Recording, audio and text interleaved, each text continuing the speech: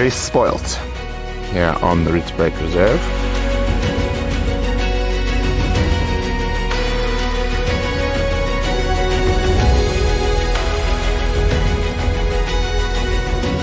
How awesome is that, guys? Right past the front of our truck.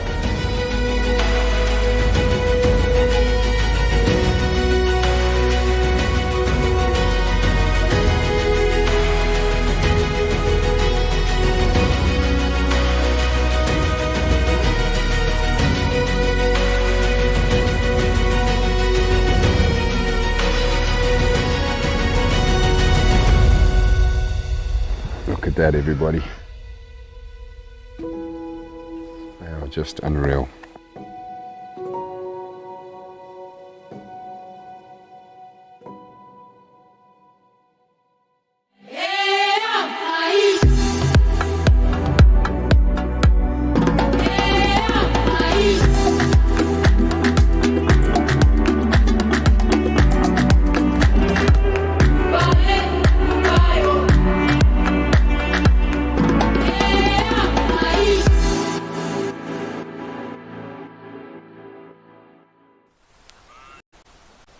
Good afternoon, everybody.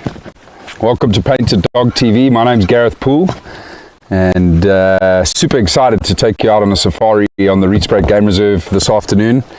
We've actually started with something truly incredible. We were very lucky whilst in camp. Two of the resident Cheetah came strolling right past HQ, our headquarters, and they are just now on patrol, moving along the fence line here.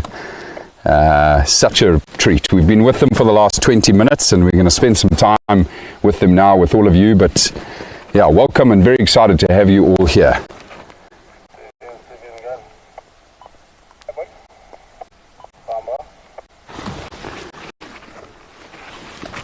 Who have we got with us? Let's have a look.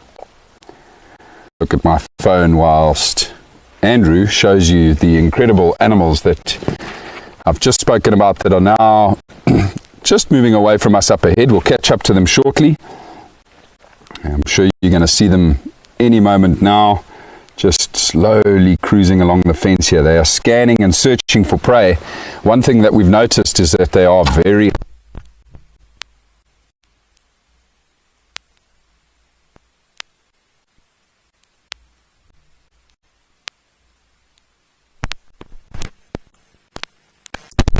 And now, are we back? Okay, apologies. Hello everybody, it's wonderful to see some of the regulars, some of the new people that have joined us on Drive this afternoon. Becky, Barbara, Mary, welcome, good to have you here. How exciting to be with the two Cheetah brothers again. Hello Willow, hello Marcy, hello Rosemary. Hi Helen, hello Brandy, hello Shelley, hello Carol. How are you, my dear? Very happy that you've joined us. And what a treat. Just so excited to spend some more time with these Cheetah again, and very excited as well, everybody, to see if we don't get lucky with a hunt. Now they've had a pretty damn exciting week, these two male Cheetah. When Brent was with them, how they started stalking movement that they'd seen, which turned out to be a female leopard. So quite a scary little interaction there that played out between a female leopard and these two male Cheetah. Fortunately, no harm was caused to either of the two cats, but fascinating behavior to see here on the Rietspruit Game Reserve. It's super exciting to be with these predators and see what they get up to. So we're going to spend a little bit of time with them this afternoon. I am really hoping that we might see them lock onto something. They are scanning regularly to the right, and I think they're probably doing that because there's a female Cheetah that they also came across not that long ago. There's a female Cheetah that's resident on the other reserve fence, and these two young males have been spending a bit of time trying to court her on the other side of the fence, so that's probably what they're searching for. But I'm hoping that they will spot something moving on the left hand side here, obviously in the area where they can access. Now, these two male cheetah are probably most regularly Poole and Dacre, which are both a very common antelope species that occurs here on the Rietspruit Reserve. We see them quite a lot, and it's sort of in their range of prey to hunt. There's also steenbok, which is the smallest antelope that occurs here on this reserve. They probably hunt them as well, but they will sometimes go for slightly larger prey. So because there's two of them together, they will work together when they and may be able to tackle something as big as a sort of subadult wildebeest or subadult zebra, also kudu, some of the larger antelope.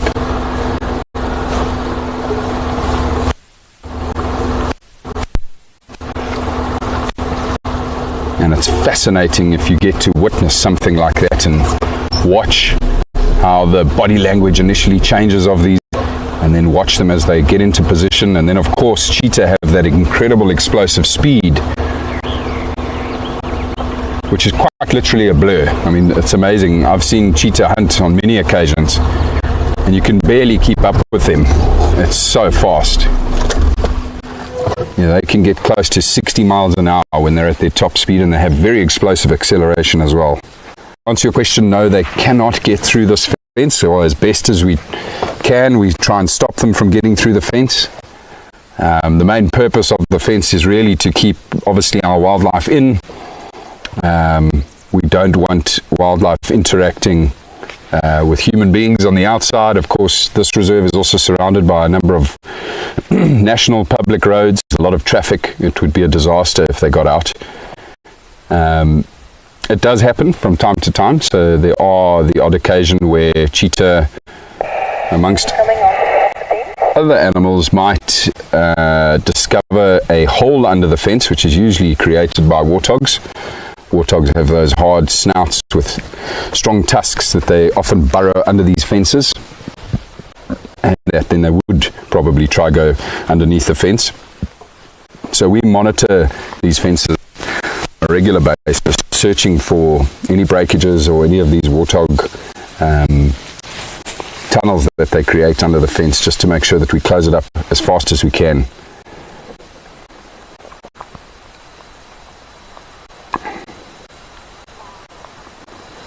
Yes, and hello to Andrew, who's on camera with me this afternoon.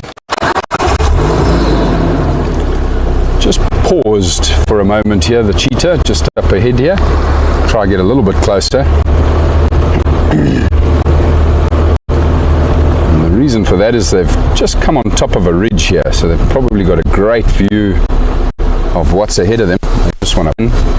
Now, they're not only scanning for prey, they're scanning for danger as well. Of course, leopard, we know, is something that they've recently had an encounter with, but because of the resident lions here, the pride and the three males, they are constantly on alert to make sure that they don't run into them. That is their probably foe out here. Their largest danger would be the lions. What's he seen here?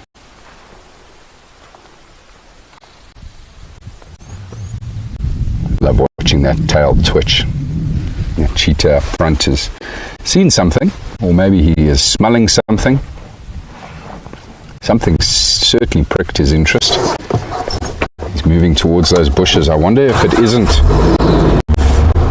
one of the other cheetah that are resident here on the Rietspruit Game Reserve. It's quite a possibility that is what he's picked up on. They've of course got an incredible sense of smell, these cheetah.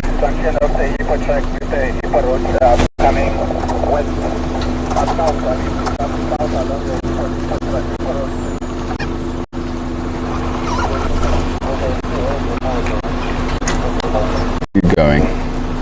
What did you see or smell?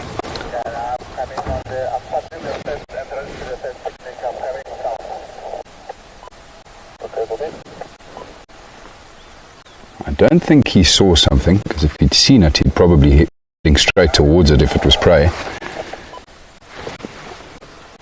I think he's probably just picked up on the scent of something which he was going to investigate.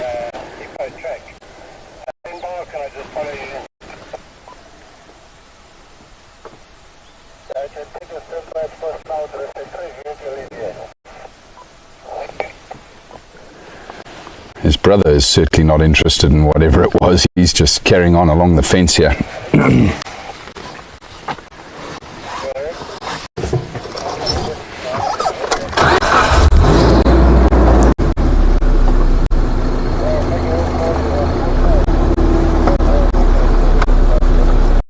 Betty, I don't know if we're going to see the elephants this afternoon. We'll see how it goes. I'm not too sure where they are right now, but the last report that I got was that they were unfortunately in an area where we don't get very good signal down in one of the drainage lines a bit further north of us. We've been in there on many occasions, and sadly the signal just dies once you get down into this very deep, dry riverbed. And I believe the elephants were feeding there a little earlier this afternoon, but you never know, that could change. They might come out of that area, and that could be a possibility.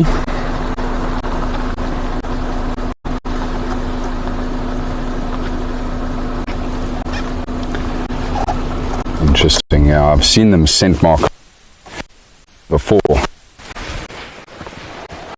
This beautiful green, which is what it's called today. That male has just sprayed some of his urine up against the side of the tree there, marking his.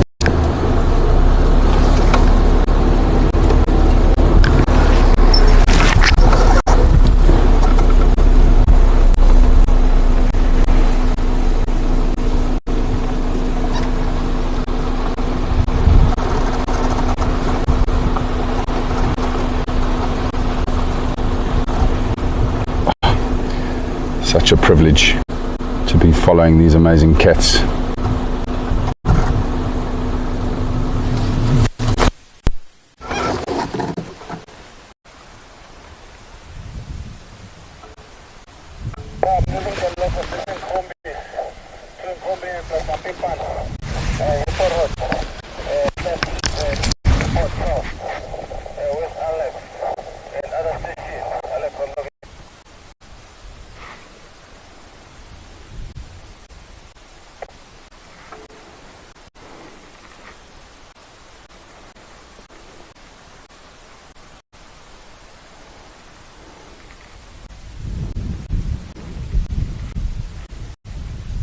I'm just busy watching these cheetah through my binoculars.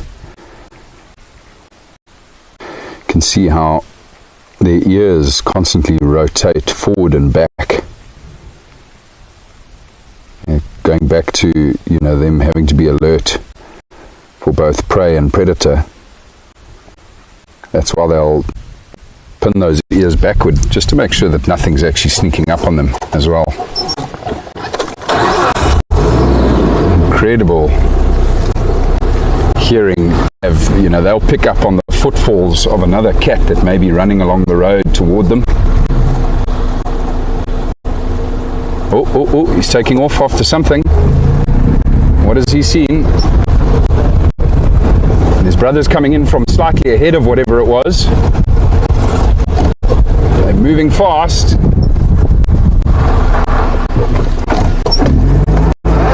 Just lost sight of them. Oh, they're going fast now. Okay, hold on everybody. We're just going to quickly turn around. There's a road that's just on the other side of this area. Might be able to catch up with them there. Certainly chased after something.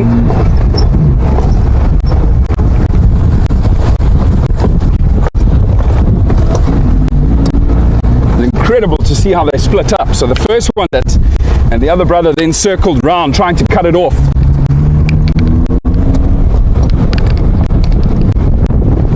Ferrari Safari!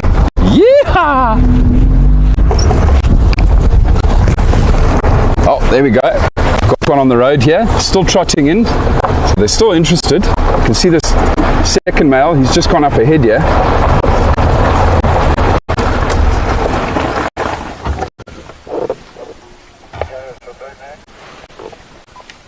They're chasing. Go ahead. They're chasing something in there.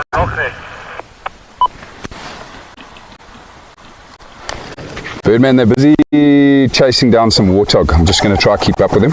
They've crossed close to that little link west of Snail Lane, and they're going straight north into the block.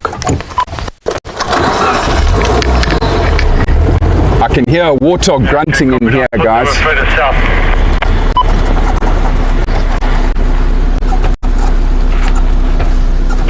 Damn it, I don't know if I'm going to be able to get in here. However, we'll give it our best shot. I just heard this warthog grunting as that other cheetah took off there.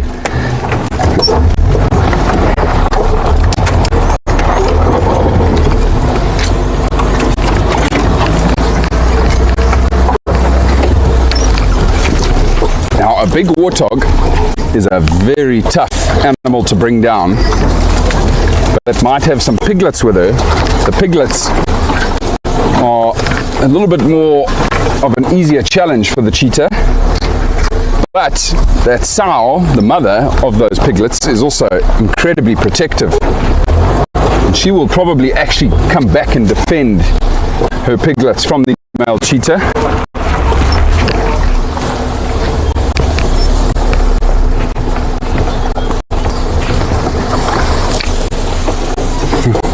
We knew they were hungry. Oh my word, how exciting.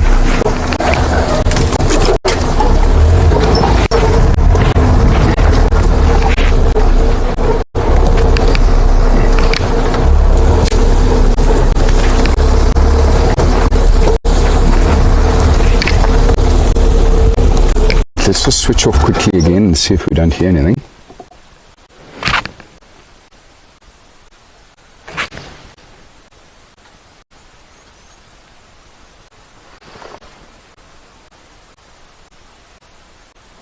Just heard what sounded like a branch breaking up ahead. Might be them still chasing this warthog.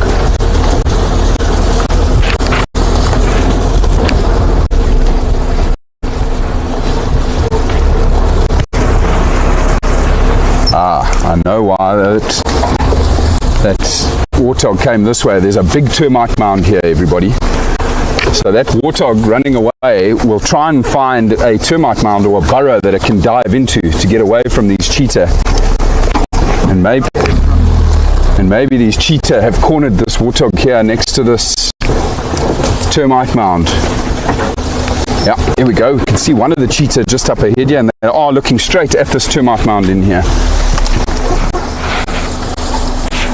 They might have missed this pig. This pig might have already got down into one of these holes in the burrow here, in the termite mound here.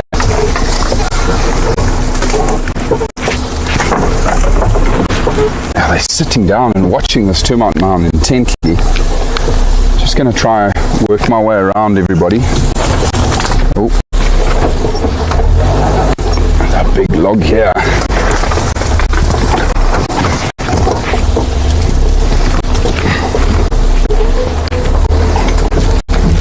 Mind your head.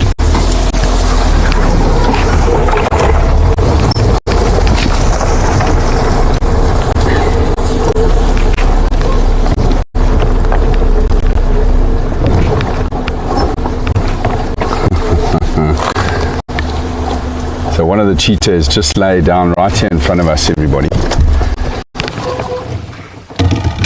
I think they're trying to wait this pig out, but I'd be lucky. Incredible.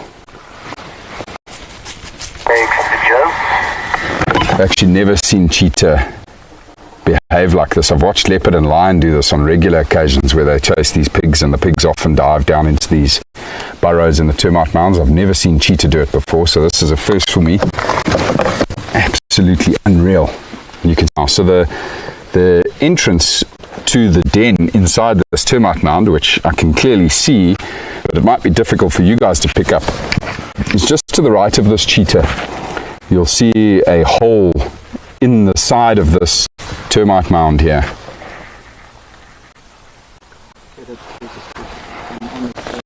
Yeah, it's quite difficult to see. There's a lot of foliage in the way here. But let's just wait. These cheetah are sort of sticking. Oh, there goes a piglet. The piglet's just shot out the hole. No ways. So they've separated a piglet from its mother. Listen. And they're gone. Oh my God, they went at full speed again, back towards the road, everybody.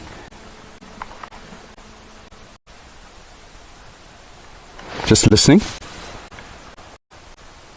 Now trust me everybody, if they catch that piglet, you'll know all about it, because that piglet's going to start squealing like a banshee if the cheetah get hold of it. Now I can't hear any of that. But let's quickly try and catch up to them again, guys. Bear with me. Yo, and they really went after it this time. They went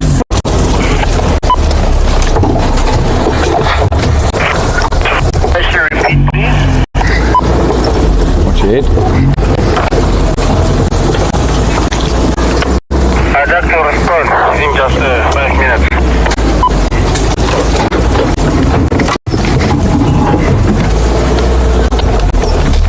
Okay, more than welcome to make your way here to Lala on the eastern fence line of Lowveld, 200 meters south from the corridor. Okay, I just want to listen again quick. Yeah, I would like to respond with 5 minutes from now.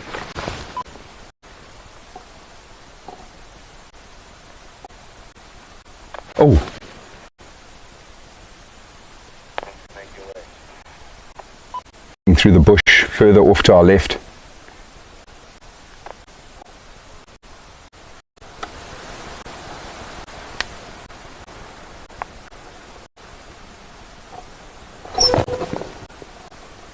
Absolutely unbelievable. So that little warthog piglet lost its nerve in the hole and just decided to try and get it, and the cheetah went after it. Insane. Okay. It's going to be a trick trying to find them again. If that sound that I just heard in the bush there again, everybody, is them, I doubt we'll be able to catch. What I'm going to do is we'll go back to the road and just see. Because when I first saw them go away from the termite mound after that piglet, they were going straight back to the road at high pace there. Maybe the sound I just heard isn't them, and we might get lucky with them here on the road again.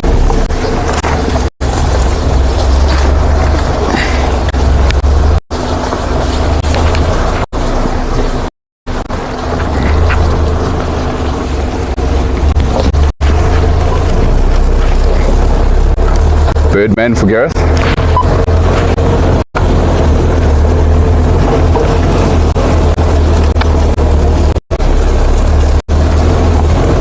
Wow, what a start to our drive. Oh my God. Crazy. Sorry everybody, I know there's probably a couple of questions coming at me right now. I will get to them as soon as I can. I'm just going to try, obviously, keep up with them here. So just bear with me.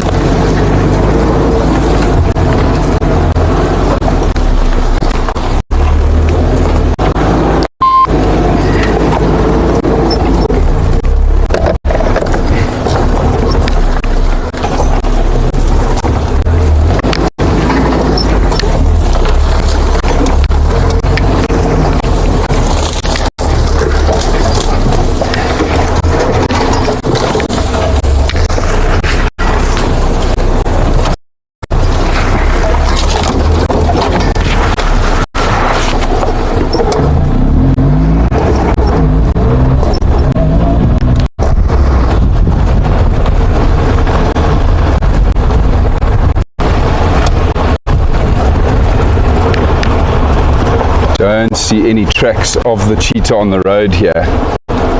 So I think it was them that I heard still running through the bush.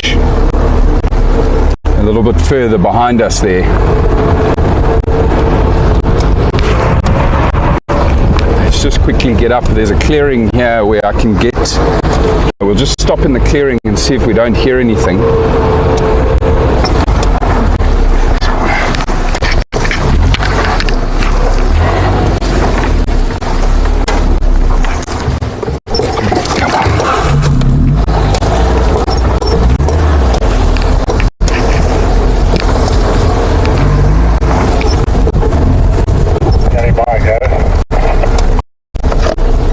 Yeah, I've lost visual, Birdman. They were just east of Vark, north of Hoofpad. They cornered a warthog piglet.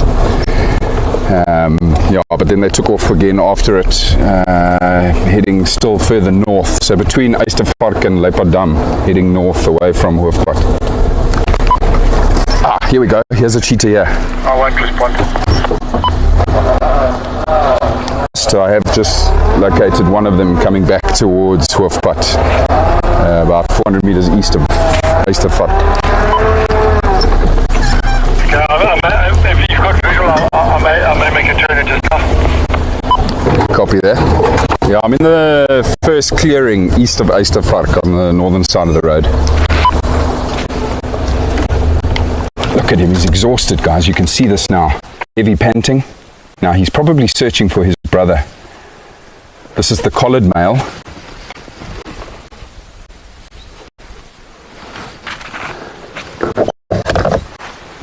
Wow, jeez. Super exciting. Oh my word, I'm really happy we got to see them again. But shame, I do feel for them because it appears they have missed that warthog piglet. If they had brought it down, or one of them had brought it down, this guy wouldn't be wandering around like this, I don't think. And also we would still be hearing the squeals of that piglet. It takes a bit of time before they can suffocate it. Unlock with the Rhino on Hippo track. There's a sighting still active. Look at him panting. Look at the heavy breathing. Busy catching his breath after expending all of that energy. They use up tons of energy creating that speed, and it'll actually take them up to half an hour, 45 minutes at least, before they'll have enough of a break and regain that energy before they could do anything again other than, you know, just walking. But he's doing the right thing now. He's just sitting in the shade and catching his breath. Brother,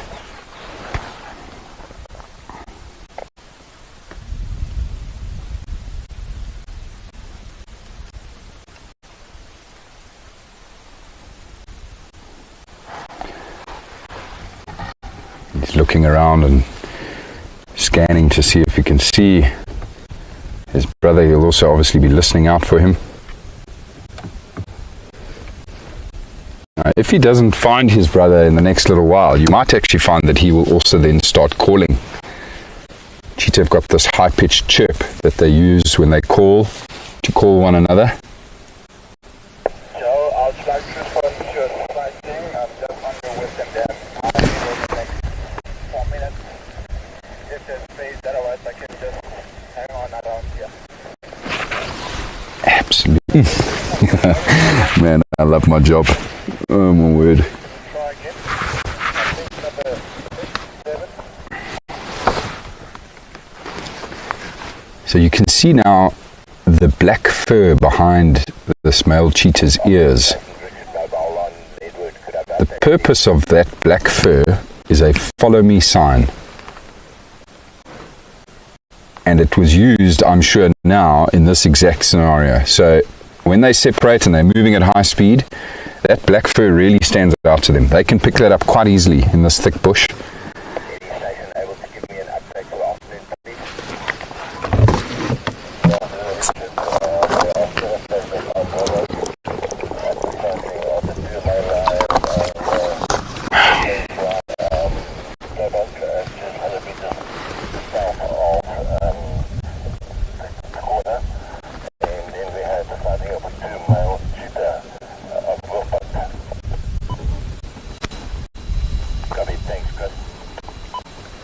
Michael, I see you asked the question about are cheetahs' hearts slightly bigger to accommodate for the stamina?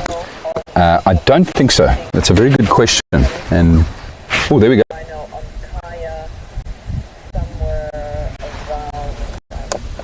Here comes his brother. Just as he started calling, here comes his brother to the left. Oh, that's good news. They're back together. No blood on the face of this one, so he definitely didn't catch anything either. So they'll probably just regroup and to the road would be my guess. Maybe even go back down to the fence line. You missed out, boys. Tough target, however, especially in this thick bush. Very difficult for them to really be able to use that incredible speed when they're moving through such thick terrain. Wow, look at this, walking right.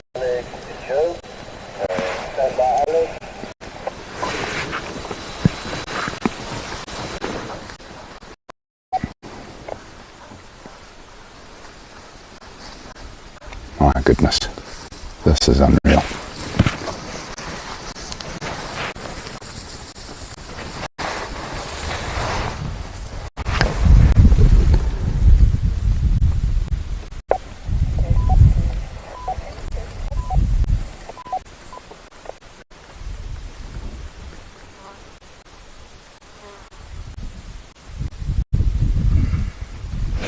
Incredible. God, they are so beautiful. Spectacular cats. So Michael, yes, we need to do some homework on the hearts of a cheetah, that's for sure. And I think somebody was also asking about, would they now go and look for water before they hunt it again? Yeah, maybe. But I don't think they're going to, you know, go out of their way to find water.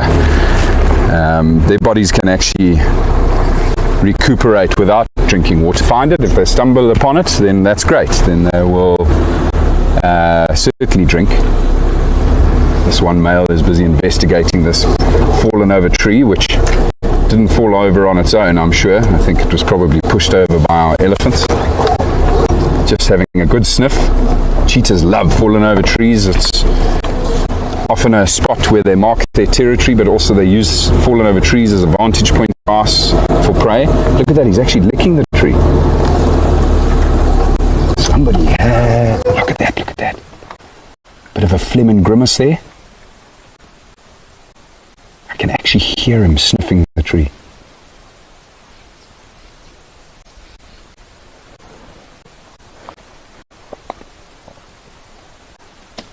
God, those eyes are... Bit of scent marking. See the urine up against the side of the tree there.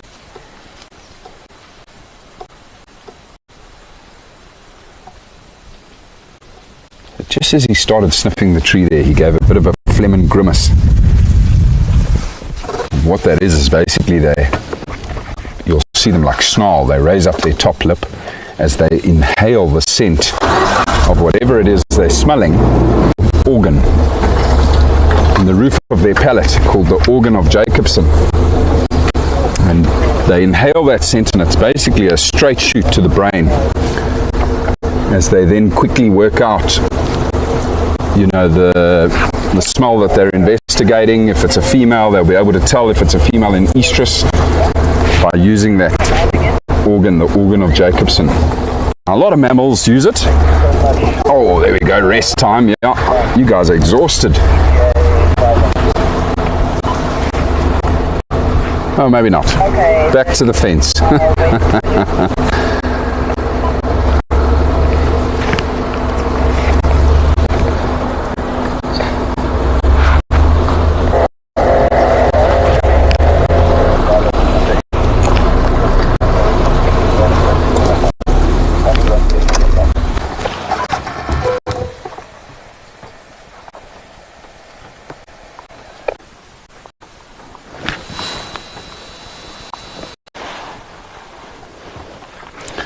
As predicted, they are heading back to that fence now, everybody. So we're going to quickly work our way around onto the fence. We're not going to go through that, however, because that's quite gnarly, that bush. But the road pretty close by that then cuts back towards that fence line. Let's just quickly loop around. We might actually then get to see them walk straight toward us as well, which is going to be really awesome. Just going to pick up the pace. In case, you never know, something else exciting might happen along the fence.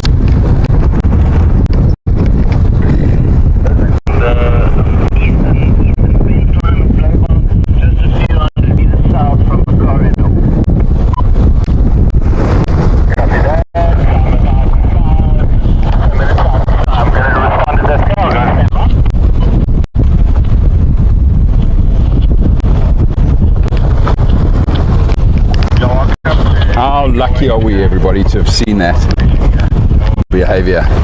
So exciting.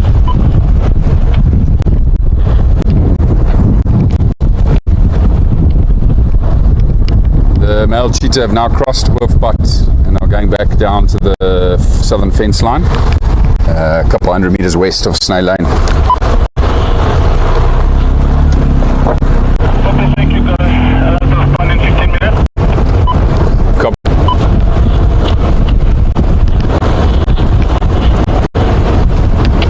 Oh, there's a rhino on the other side of the fence here. Straight ahead. A white rhino.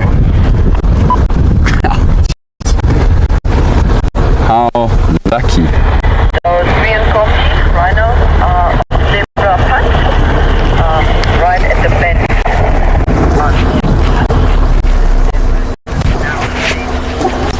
Oh, it looks like there might be 2 of them in there, everybody. I can tell quite big.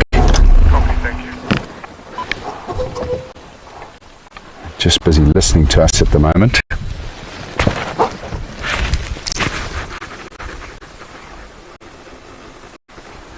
These white rhino have also got incredible hearing, so they would have heard the vehicle approaching. Oh, that is so cool.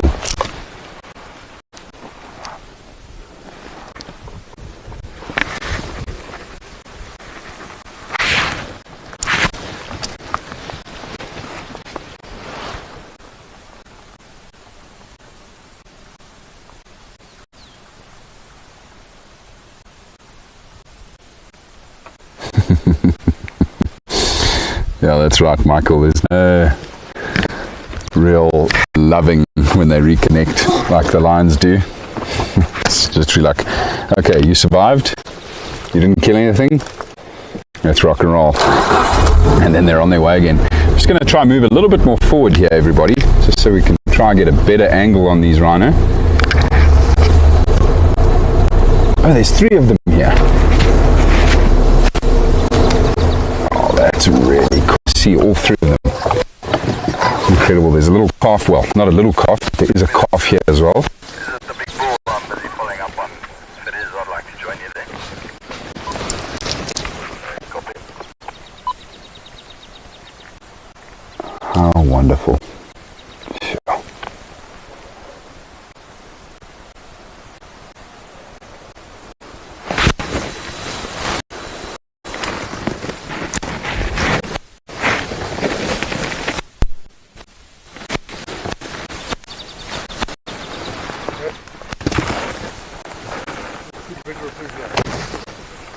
Thanks, Birdman. Those cheetah are coming up toward you on the southern fence here now.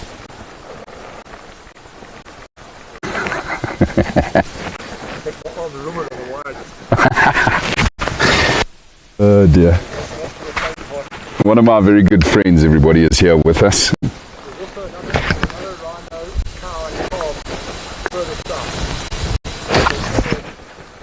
On that side.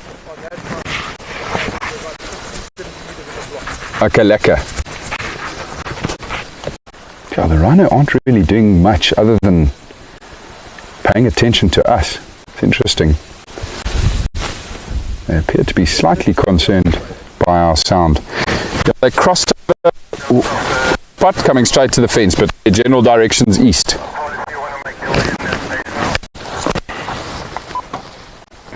Mary, to answer your question, they are on a Madrid, which forms part of the Blue Canyon Conservancy.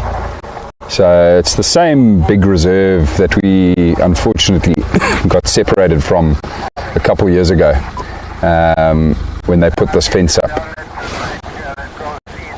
So yeah, they are on the Blue Canyon Conservancy.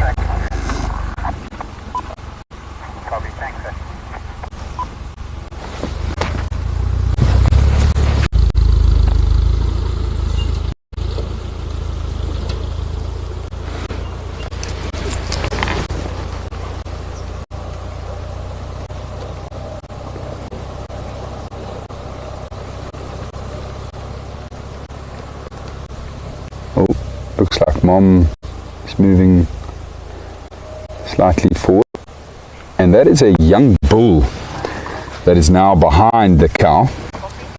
that moved close toward the calf, but not a bull that would be territorial yet, not a bull that would be looking to mate with a female rhino. And it's probably why this adult cow with her calf is being tolerant of this bull in their presence. They generally don't like the company. They'll usually try and move away from them as best as they can. And it's not impossible, of course, that young bull might even be one of her previous calves. We often see that where a mother will reunite with previous offspring and they will spend a bit of time together until that previous offspring reaches sexual maturity and then goes off and does its own thing. But when she's about to give birth, usually for the first couple of months after giving birth to that new calf, she won't associate with her previous offspring. But because the calf we have here is already almost, it's probably over 3, maybe 4, at least 4 years old, she's quite happy to maybe have that previous offspring with her.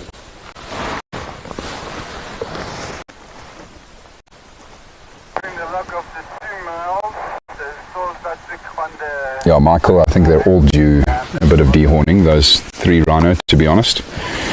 We, of course, have no control over what happens on that side. And then to answer your question, Betty, they generally do these dehorn years on average. It's incredible how quickly the horn grows back. It's just so sad that we have. Chris for Humphrey. Chris, have you still got a visual on that? Our Cheetah boys haven't arrived. I thought we might have seen them by now, but my good friend Simon, who's down here with us, he's heading back along the fence. He might bump into them pretty soon. He's heading towards where I told him I think they're going to come out. But I just want to enjoy these rhino just a bit longer before we head off. Last station, I would also like to respond from slowly towards that elephant. Make away, you'll be the first station. Copy. Now the fact that they're not moving, they're not grazing, you probably find they're just resting. At least the cow, the mother, is resting. Certainly still has her ears pricked forward, straight toward us. So she is. But if she were uncomfortable, I assure you she would have already trotted away.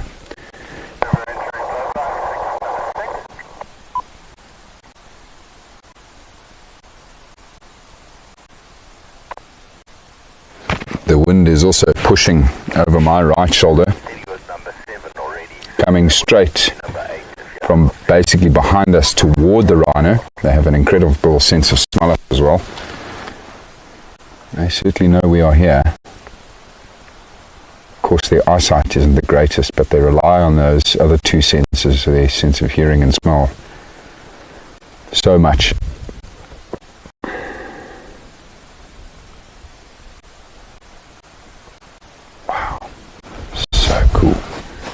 What a beast. Rhinos are also certainly one of my, such a prehistoric animal. Can you get that calf on the right there, Andrew, to come out into the open there?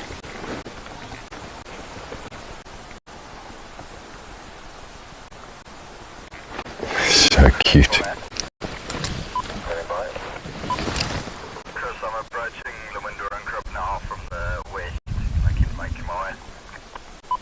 That little calf, I'm just again looking through it, certainly been marked. You'll be able to see that on the ears, the little triangle cutouts on the ears. So we mark them like that so that we can identify the different rhino on the reserves.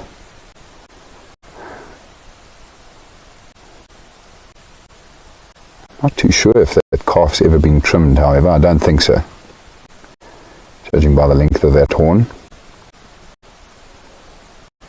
Oh, big sigh from Mom. Look at the little calf. Definitely the most inquisitive of the 3. These young rhino often do this. They're very brave and inquisitive when they're young, and they'll often come wandering right up to the trucks to come and investigate us and see what we are and what we smell like. really funny when they get close. They often then nerve as they get very close to the vehicle and then turn around and do like this little dance and high speed trot back to mom, back to the safety of mom. Mom's just sitting there completely unfazed by all of it and just watching, probably amused by the behavior of the calf. Look, he's getting closer, or he or she. I actually don't know if it's a male or a female yet, this calf. Should be adult more than a calf, however. Here comes mom. Mom's been dehorned relatively recently.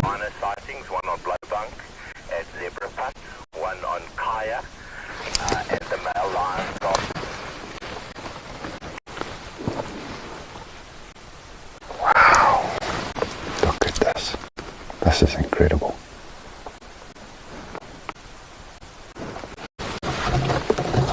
Just going to roll back a meter.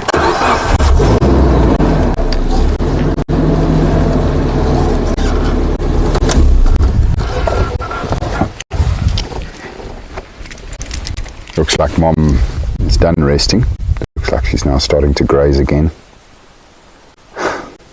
The sub-adult is still like, hey, what are you? Why are you here? Why do you smell so funny? Oh, Shelley, sorry you had to leave. I'm so glad you were with us for the exciting start to our drive this afternoon. And just a reminder to everybody, the That's Wild show will be going live again tonight. We're airing it at 7 o'clock South African time. Please do join us. Brent will be and a very, very exciting show. We're interviewing one of the local conservation heroes. And lots of exciting things to share with you all and talk about. So please, everybody, please remember to jump onto that live conservation show tonight. That's Wild, 7 o'clock. You'll find the links to all of it on all of our social media, Facebook, Instagram. The links are very easy to get on, and if you're struggling, please just get hold of us. But we'd love to have you join us. 7 o'clock. Not long from now. Before Brent goes live. Can now see the bum of the sub-adult and be able to tell, it's a female sub-adult.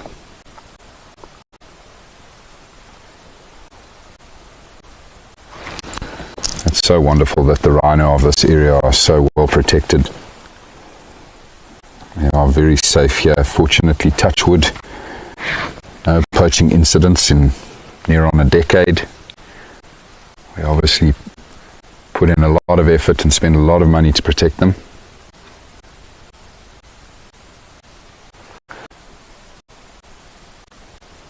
They are getting closer.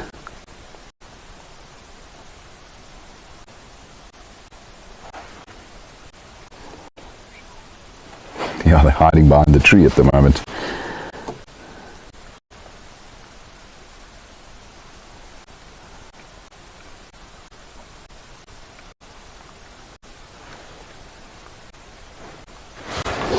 I think there might be a better gap up ahead here. Just going to move forward, everybody. Yeah, this is going to be a cool shot. Oh, and the cheetah are just up ahead. Here come the cheetah as well. Oh my word. How spoilt are we?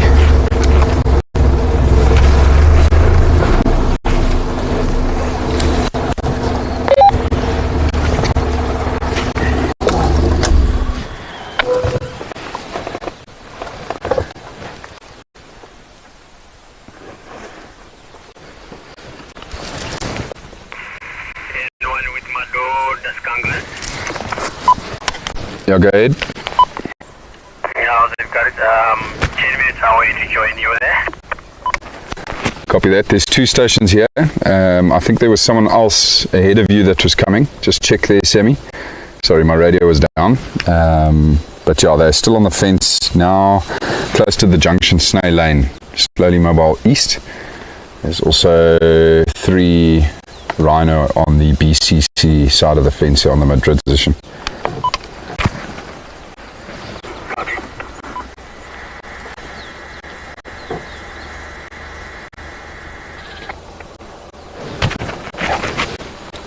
Look at this, guys. The cheetah busy coming down the road straight towards us here.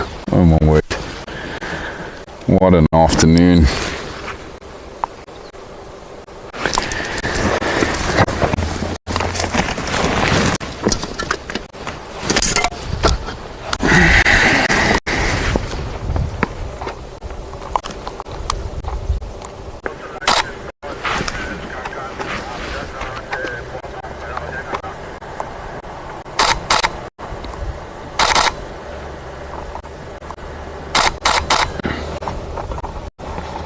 This is incredible.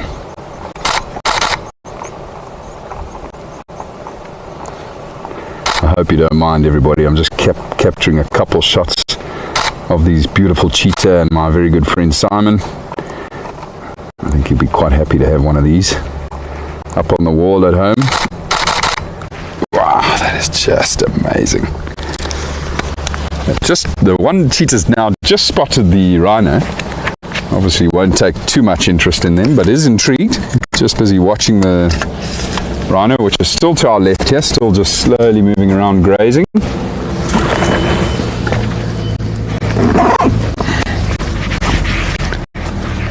And the one cheetah's decided it's time to take a break and lay down, catching up. Still probably quite exhausted from that chase of the warthog piglet.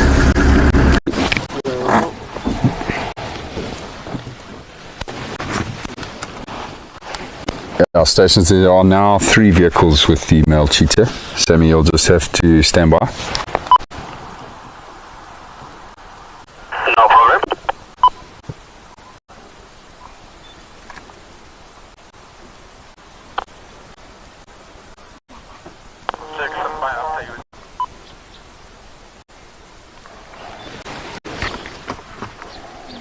Absolutely unreal. Look at that.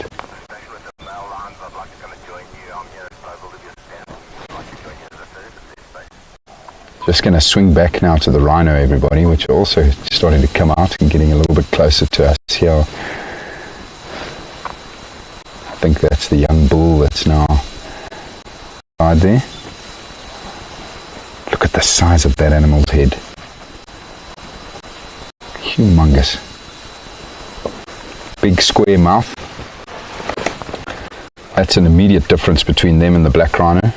The black rhino have got a much smaller head, but also triangular top lip, which is hooked. Their true name is actually the hook lip. They have a hooked lip, which is very prehensile, that they use to strip the leaves off of trees. They also break branches with that strong hooked lip. But when you look at this white rhino, you'll see the mouth is quite different, very square, and they have incredibly soft mouths. I've actually touched a rhino's mouth, obviously being involved in so many of the dehornings. I've had the privilege of being able to touch these rhino, and their mouths are super soft, which are to obviously break grass, which is what they feed on. You can see the cow and her calf busy doing that right now, busy grazing. And the cheetah are still sat here on the road just watching us.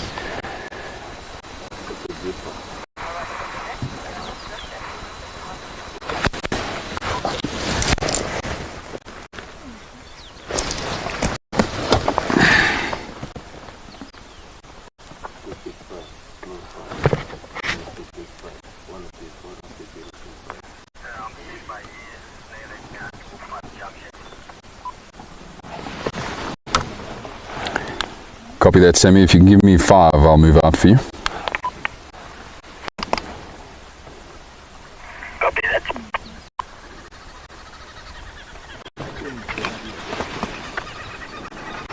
All right, everybody. So there is quite a lot of interest sighting that we have here, which is completely understandable. Cheetah and rhino in one spot. So we are going to move out and allow one of my colleagues to come and spend some time here. We obviously never try and cramp the animals too much, so we never allow more sighting at one time. And there are still 2 other trucks that would like to come and see them. We, of course, have been absolutely spoilt here this afternoon. So I'm sure you guys won't mind if we move off shortly and let some of the other folks come and enjoy this. Just incredible. Just for the time being, these cheetah just catching up. They are exhausted after that massive sprint.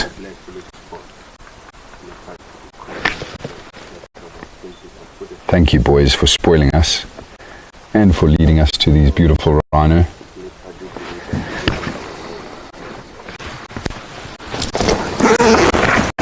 Just get one last picture and everybody before we head off. It's such a cool shot.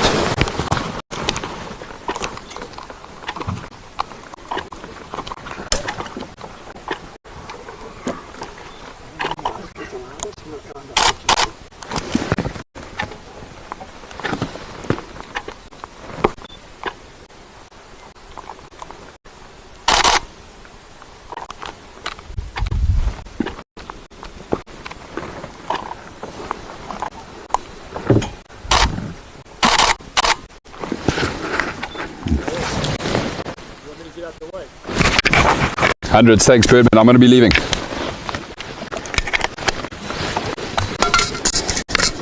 Wow, wow, wow. Incredible.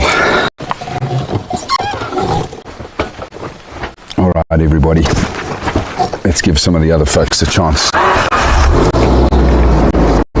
Goodbye boys, hope you can find something to eat later. Goodbye everybody. But of course, they are running out of time as well. If they are going to get something today, they're going to have to do it pretty soon. We are about to lose the light. We are approaching sunset here.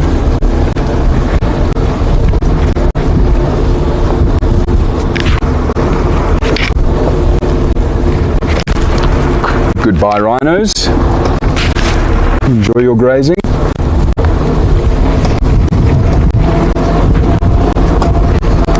So since I've left the sighting of those cheetah and rhino on the snail lane with Birdman in control and Sammy joining as a third, one other station on standby.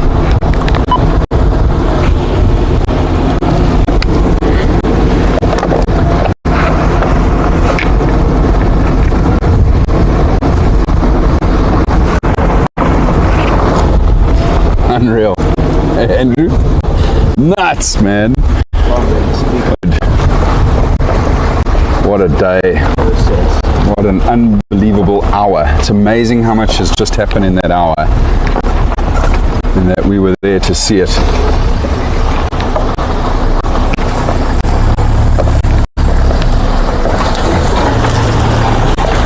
Hello my man. How's it? How are you, Sammy? Good, man. Nice to see you. Hi. How are you doing? Good. Fantastic. Enjoy. I like your job, man. I love this job too, man. Everybody, all of us talking to you, It's brilliant, eh? seeing you. From all over the world. Oh, wow. Very cool. These people, maybe we're chatting to him. Yeah. Enjoy, everybody. Have fun.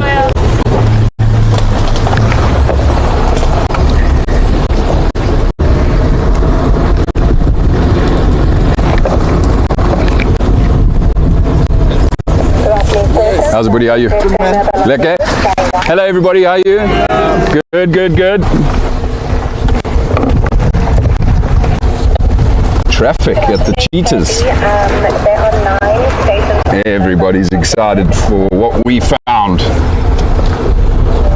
Very, very cool. I mean, that's completely understandable, of course, that the other guides want to bring their guests to come and see this. But we found it.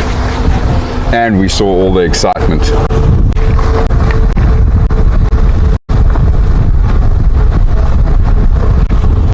Yes, thank you Andrew for the wonderful close-ups. Amazing job as per usual. Right, what do we do now? It's going to be tough. Hey, you never know. Maybe we'll find a leopard, maybe we'll see some male lions. Absolutely incredible. This reserve is just... I was actually chatting to a very good friend of mine, Barbecue. I was just saying to him how remarkable this reserve is. You know, we only have about 14,000 acres. but it's filled with the most incredible wildlife that are just thriving, and the sightings are just absolutely amazing. I'm so fortunate to be here.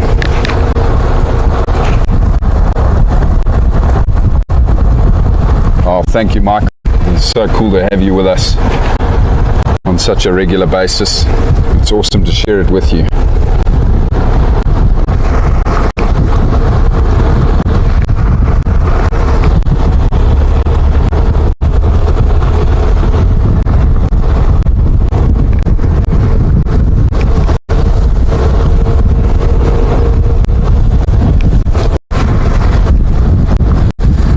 Just thinking now about my morning yesterday, I think it was.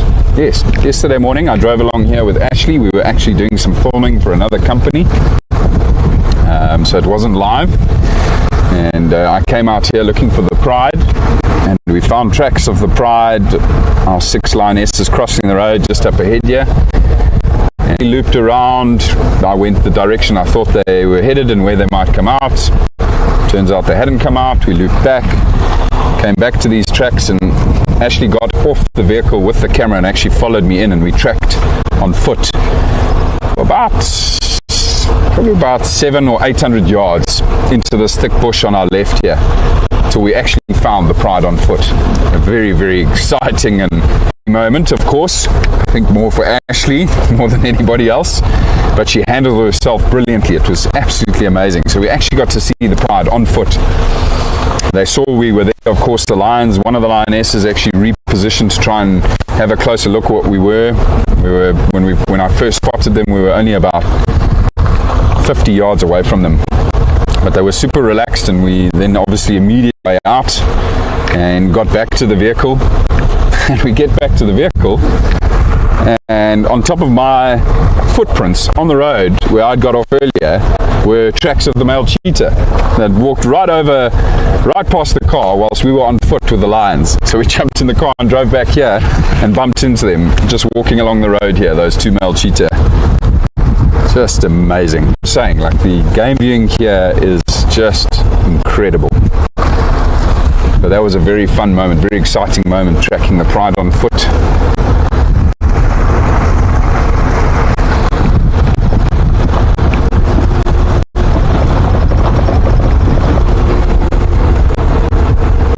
It was just here where those tracks were. I'm pretty sure we'll actually still be able to show you the tracks here.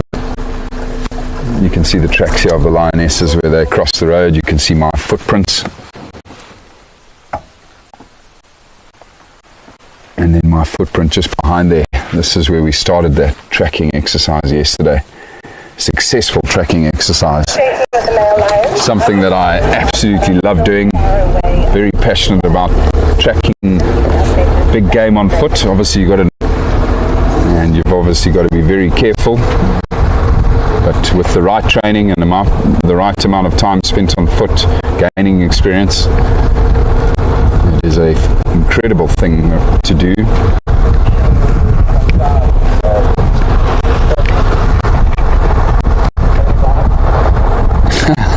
Brown hyena. Yes, please. The icing on the cake. If we found a brown hyena now. It's the right sort of time. Those brown hyenas are probably active now, out searching for food.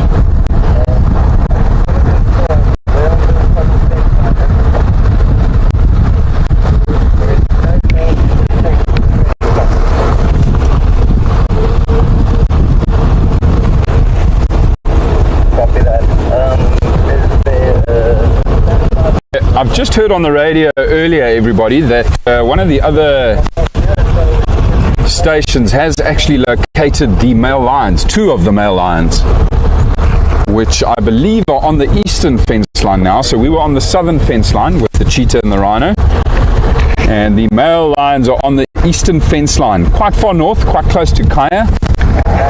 But we have enough time. I think we'll be able to get there with just enough light to go and enjoy some time with the male lions, which would be incredible. So that's our plan going forward. Gonna pick up the pace ever so slightly to try get there with enough light.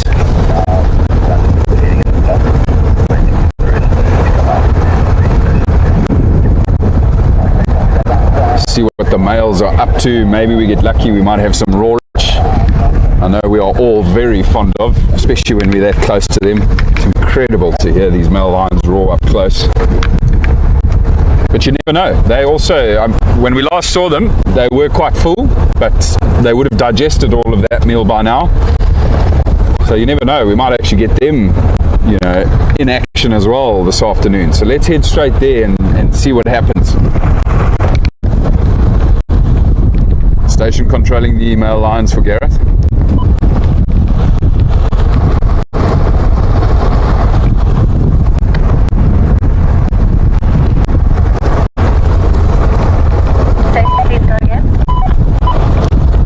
Yeah, station controlling the male lions. I'd like to make my way there. I'm about 20 minutes out.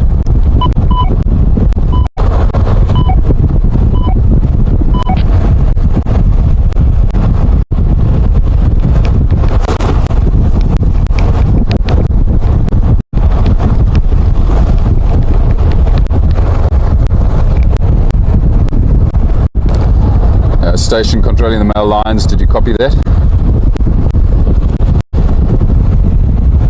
Somebody's got their radio turned down again, I think. Look at this view.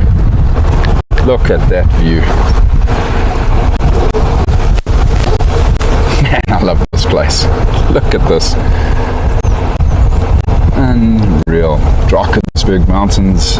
Sun just starting to set. Catching the rays of light through the knobthorn trees here. Absolutely gorgeous afternoon, and it's been a warm day as well. The temperatures are definitely starting to climb again. Station controlling. Radio's on the fritz again. Station controlling the male lions for Gareth.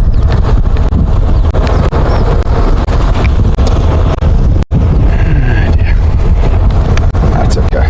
Give it a couple in.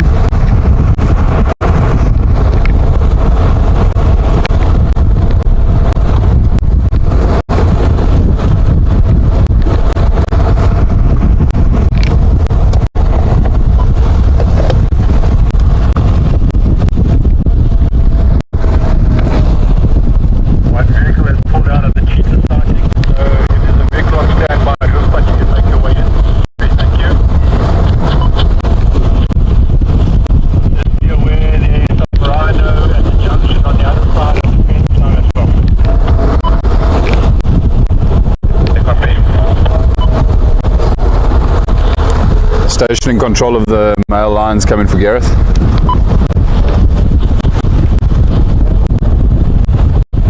Gareth, I pulled out in the station there, you can make your way. Okay, brilliant, thanks bud.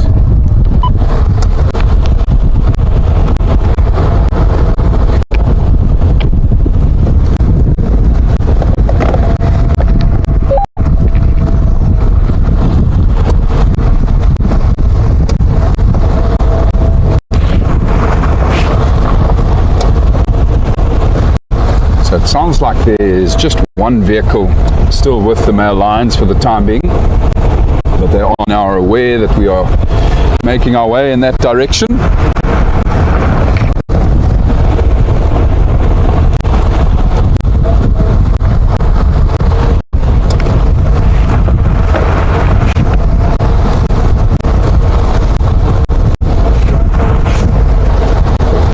Now, where those male lions are taking the territory of the other female leopard that I haven't seen in a long time. I've only seen her once in the last 3 months. She was at the Lowveld of South Africa Dam, one of the prominent water holes up here in the northern part of the reserve. Really love to find her as well. We've been seeing her sister 2 weeks, which has been incredible. Her sister has territory closer to the Painted Dog headquarters.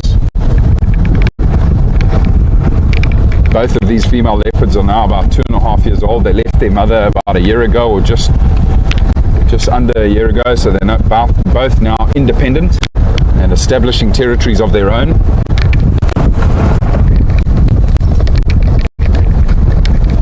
Maybe we get lucky on the way to the lions.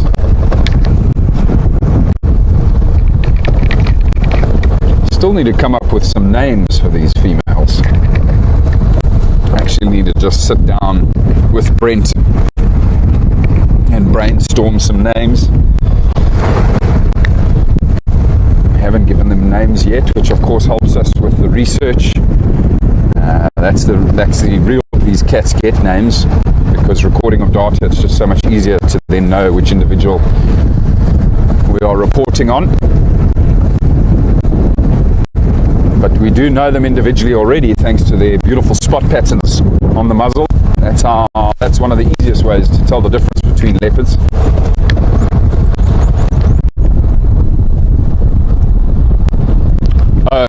So usually every 2 years we dehorn the rhino, on average every 2 years, and we only do the dehornings usually in the winter months, just because it's less stress on the animal, on the rhino, in cooler temperatures, because the drug that we use to tranquilize them does actually raise their body temperature quite a bit. So we hardly ever will do it when the temperatures are, of course, quite high up here in this part of the world near the Kruger National Park. In the Lowveld of South Africa, it gets really, really hot up here in summer, so we don't do many of the dehornings in the summer months. We focus on doing them in winter. Hello everybody, good and you?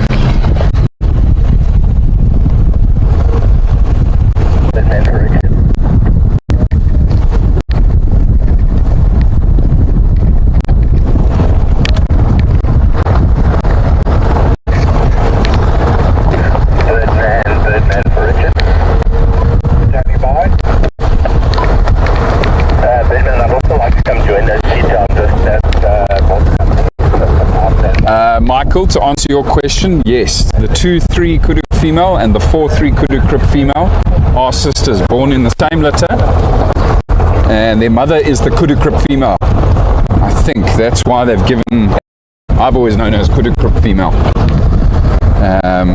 but she's a super elusive female leopard, the mother of these two young females. But these young females have become incredibly relaxed, particularly at night. They're still a little bit shy during the day, but myself and Brent, as well as Kevin, my brother, my father, we're habituating them. So we spend a lot of time trying to find them, and if we do find them, by slowly trying to work them with the vehicles so that they become a bit more relaxed. But it is tough, it takes time, a lot of patience, a lot of effort, a lot of hours spent out in the bush, but damn, we love it. We all love it. I think I'm a bit more crazy about it than anybody else. I think my dad's probably a close second, and Brent and my brother just behind them.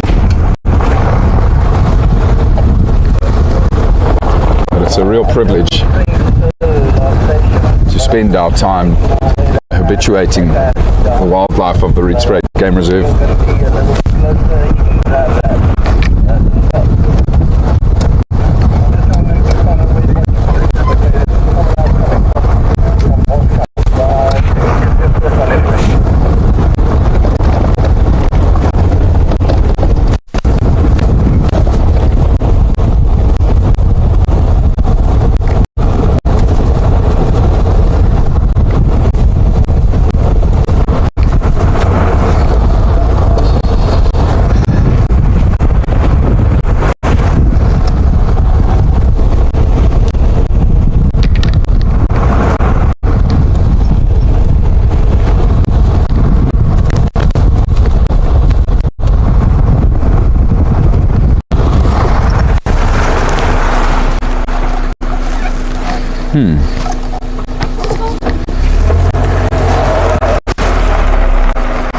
Tracks of lions here. I think this is where they came from before I found them yesterday morning. Tracks here of the pride going back that away, so back to the tracks to you earlier. First time I've noticed them though on the road since then, so yeah, they were in and out here hunting in this area 2 nights ago, I believe.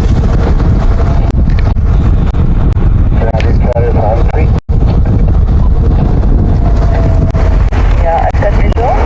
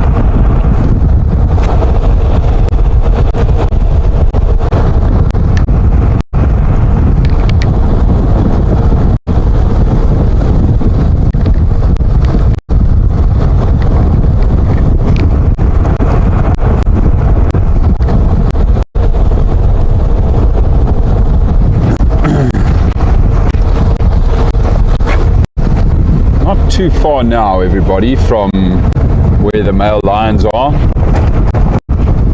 Probably about 5 to 10 minutes before we get there. But we are now in the territory of this female leopard I've just spoken about. Got pretty close to her a couple weeks ago. I think, Andrew, you were with me as well. Had Monkey's alarm calling up here. We went darting into the bush, but never really caught up to her, but I'm sure it was her. This is her territory now. So you never know. Heads on a swivel, eyes peeled.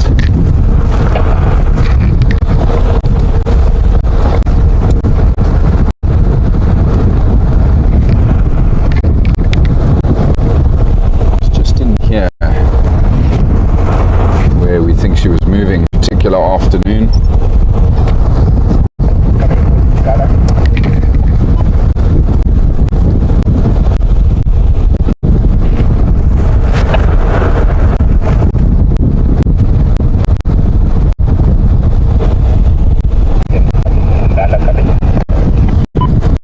Yeah, I'll go ahead for Gareth.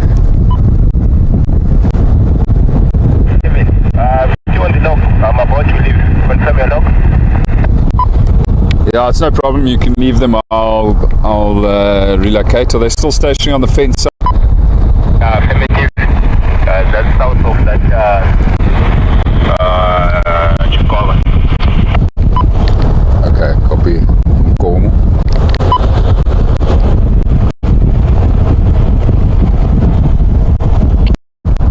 Oh, that is music to my ears, everybody. It sounds like the vehicle that was with the lions is just leaving them now, and I believe they are still sleeping in the same spot on the fence. Now, you will all have to excuse me. Nature is unfortunately calling with full force, so I'll be right back.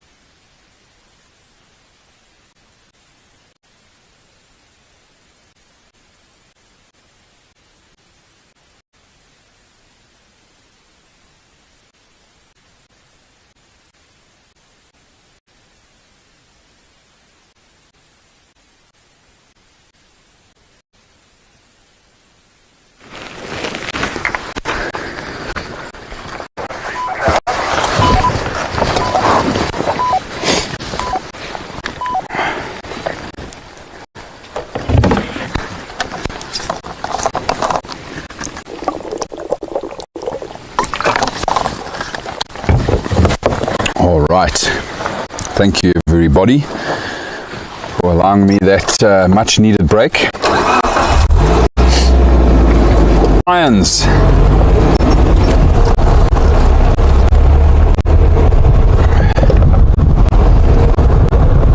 Hello Judith and welcome to Painted Dog TV in the afternoon safari here on the Rietspruit Game Reserve. We are just now making our way towards the two of the male lions of our male lion coalition here on the reserve. We believe they're close to one of the fence lines, not too far from where we are now.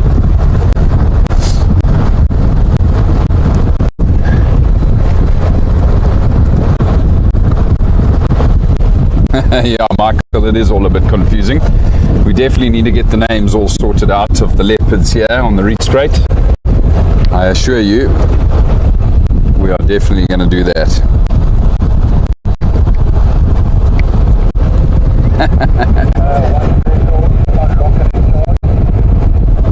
Michael, I'm not sure. I don't know if Ashley was singing any songs for you all, but I hope so.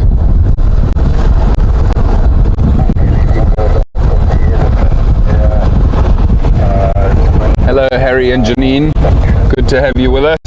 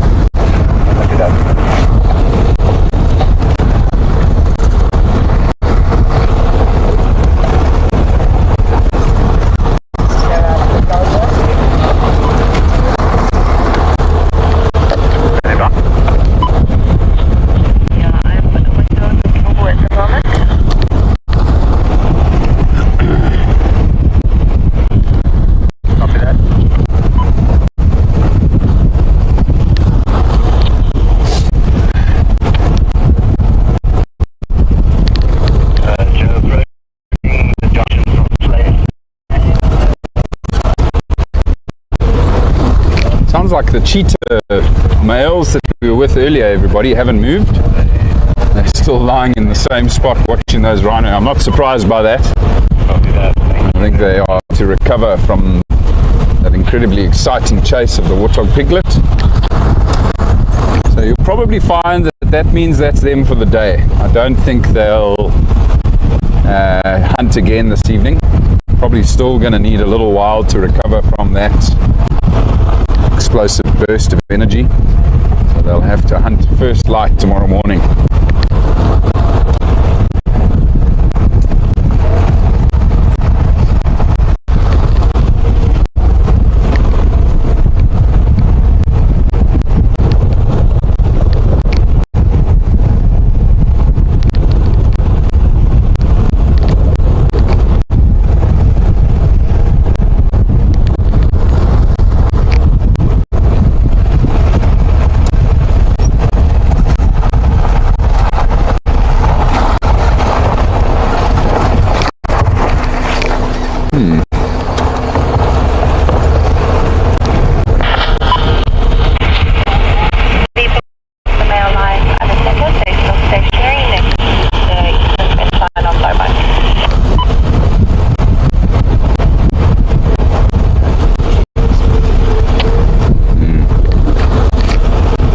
Very close now to where the lions are. You can see obviously I've come back out on the fence. This is now the eastern fence line of the Rietspruit Game Reserve.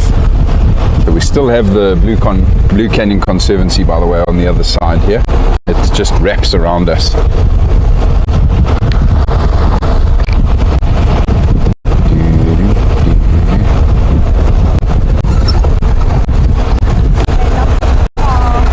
Thank you. How are you guys? Very good, thanks. Enjoy your afternoon.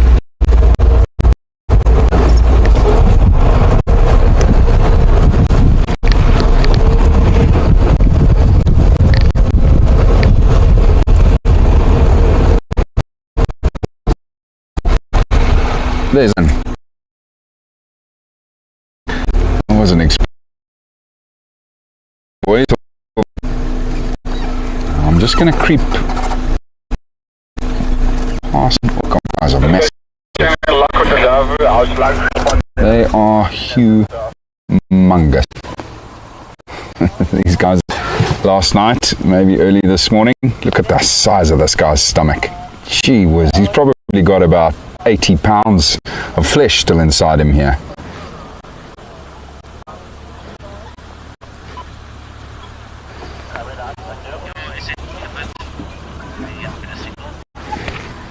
How's that?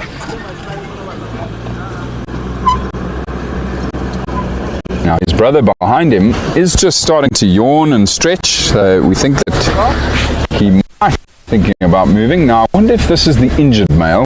When I was with them a couple, these two males were together, and one of them has got an injury on his back right leg, just on the joint on the knee. It's a very small injury. It's just a puncture wound, which I presume is with either one of his or when they were feeding on a carcass. So it'll be interesting to see how that wound is doing, but they are incredibly resilient, these cats, so they recover from these injuries pretty quickly.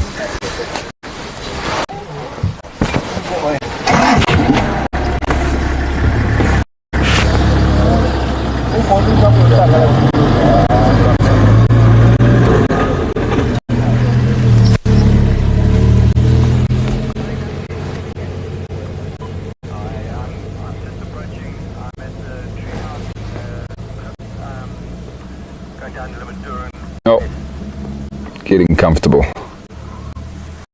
Sheesh, look at the size of this cat.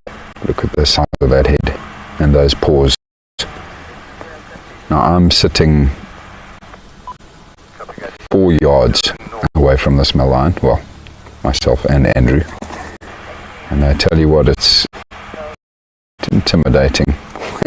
He's being bitten by something. Him. Oh my word.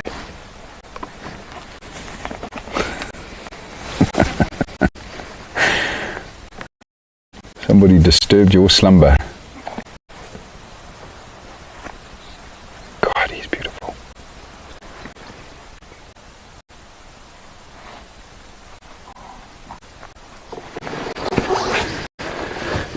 Very close indeed.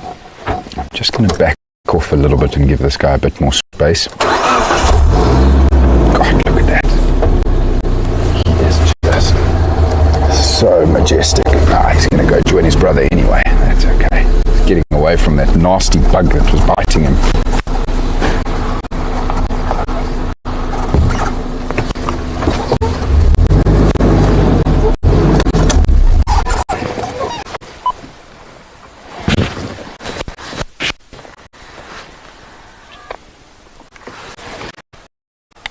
One station with the 2 male lions on the eastern fence, just south of the corridor. If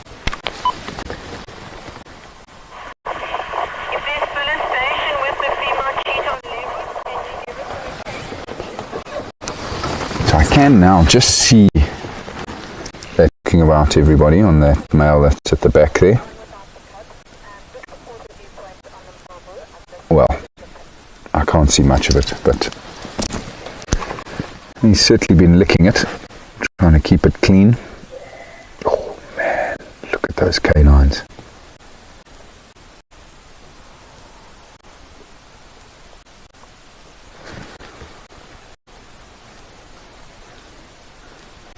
Now, this is the right time to be with these male lions. They vocalize regularly. Almost every single night we hear them vocalizing, and it's usually at this time of the evening that they'll start to vocalize themselves to the other lions in the area. I'm really hoping we'll get lucky with it again here this evening.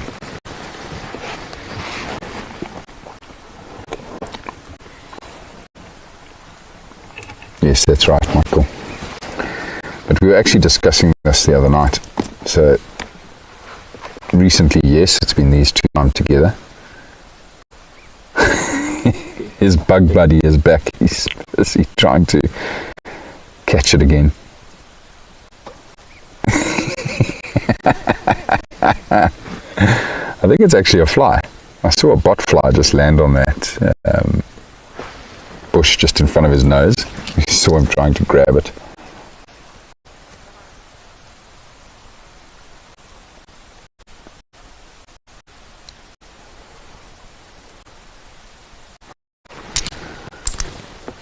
Yeah, so going back to that discussion about the males that like to spend the time together. Recently, yes, these 2 have been together.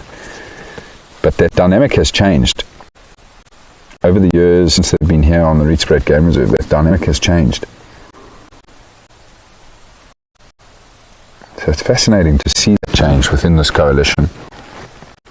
But it's also been a long time since we saw all three together. Must be near on 2 weeks, maybe even longer, since I last saw. I have no idea where the third male is right now. Yeah, man, that is amazing. God, look at his eyes. He is so beautiful. The most perfect mane. His lines are in their prime, just over 6 years old.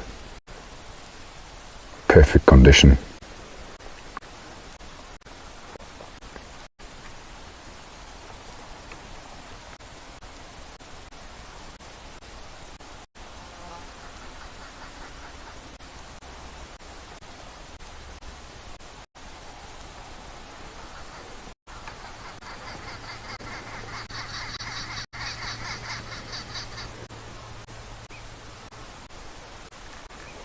Every now and then he glances straight at us, and there's a little bit of Brent on the vehicle.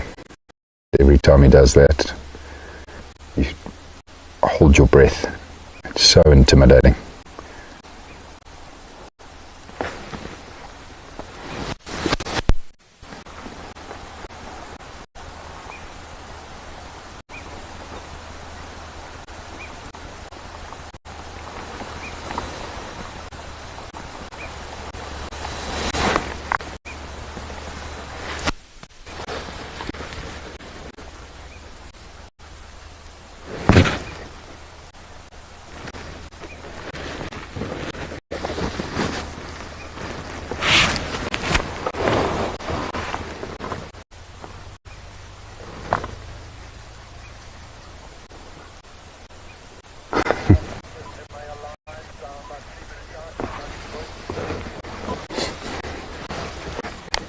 Copy, Birdman, make your way as a second.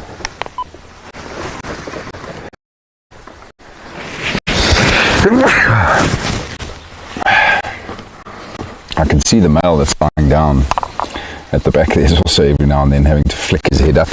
And he's also being bothered by the flies, and I wonder if it's not that wound, just the reason, one of the reasons why these flies are around, might be attracted to the wound. But also I did think that I could smell their scat earlier. So with these full bellies, obviously their stomachs are busy digesting, so they defecate regularly while they're digesting all of that meat.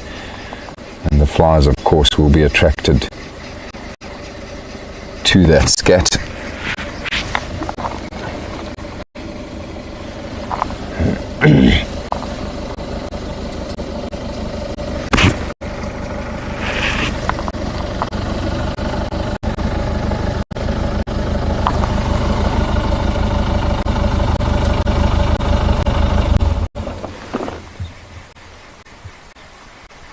Simon, you good there?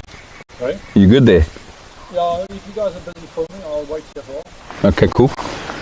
I can also just go a bit more forward if you want to come past. That's fine. You've got the angle. Thanks, Butch. You know which two these are?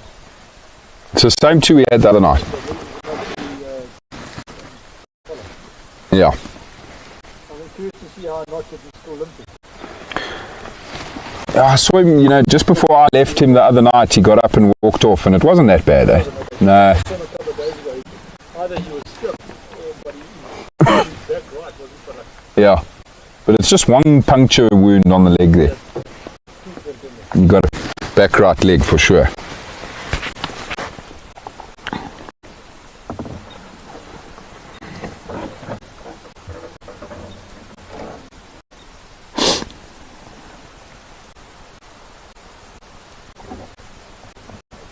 Yes, that's right, Michael.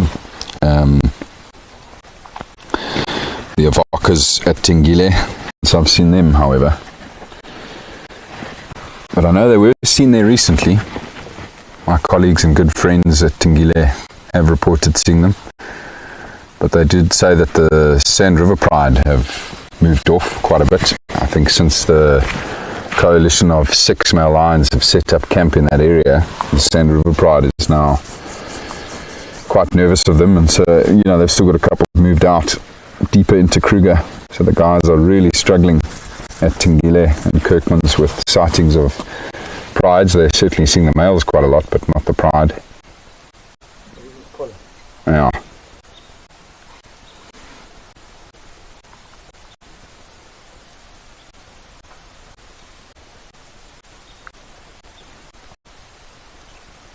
Might have put his head up again.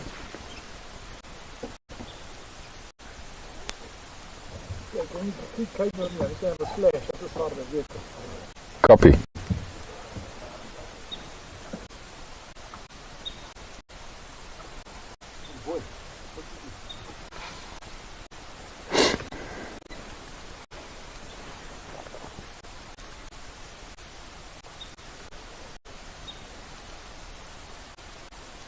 God, he just has the most beautiful mane, this lion.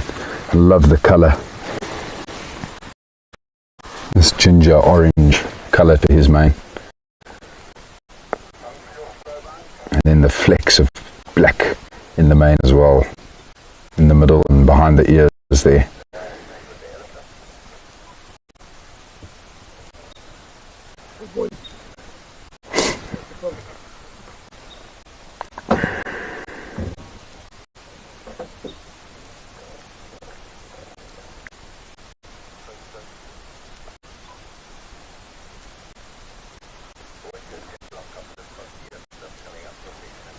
Come on, boys. Roar for us.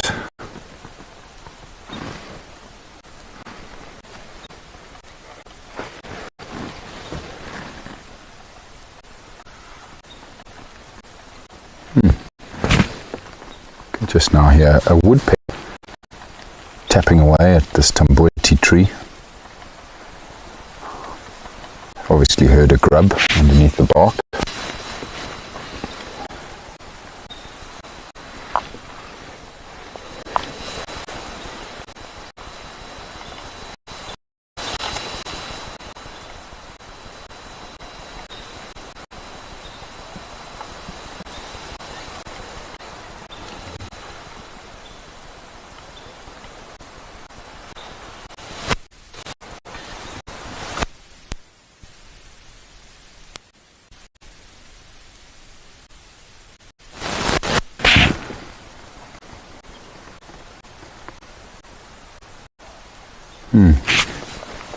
Baboons barking on the opposite reserve behind me. The lions heard it.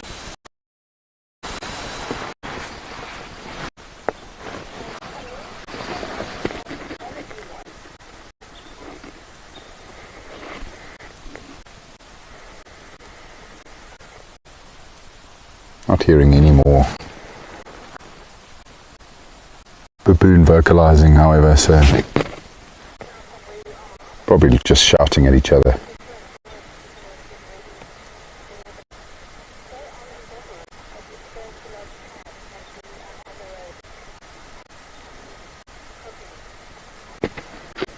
Are they thinking about roaring?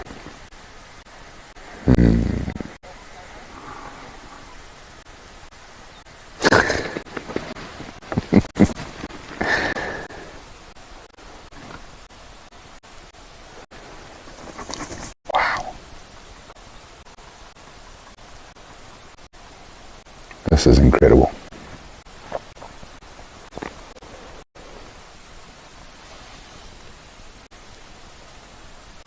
Quite grateful to the flyers because it's meant they've had their heads up. Otherwise they might have been completely passed out if the flies weren't here. Like that.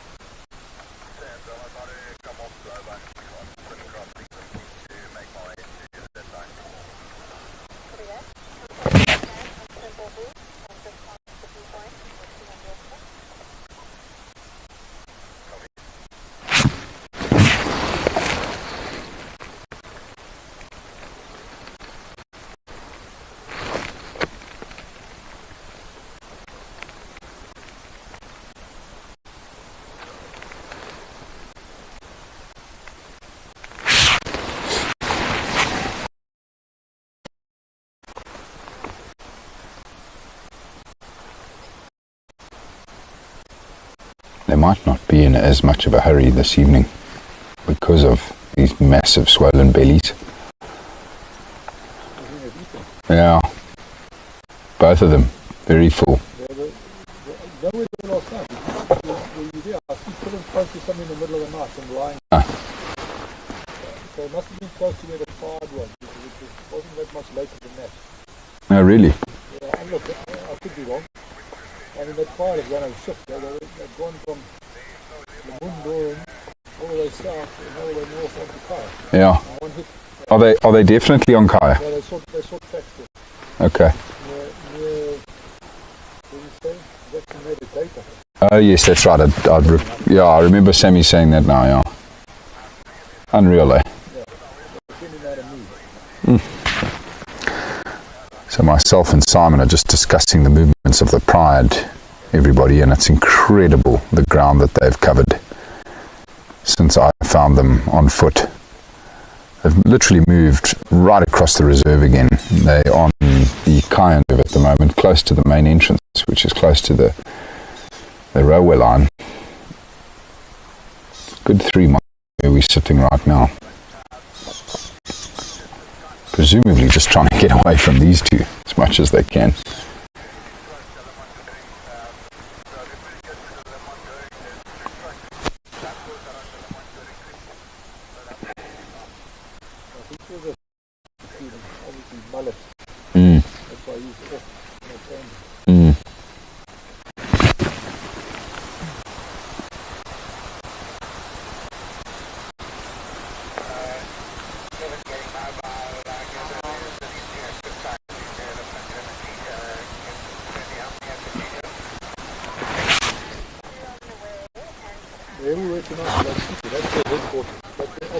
Big time.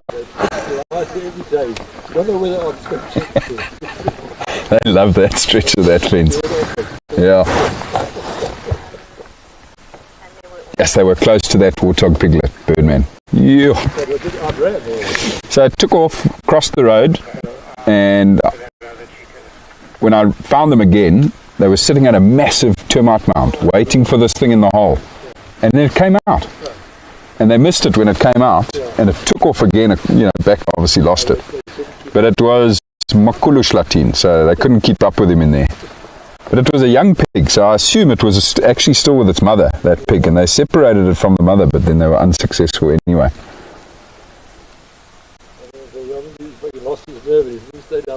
Yeah, amazing, eh? Sane afternoon here again, everybody.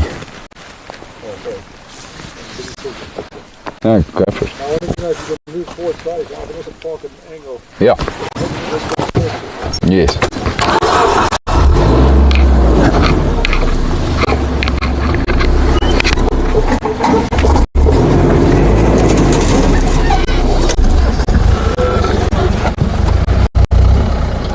No, Becky, it is certainly getting very dark now.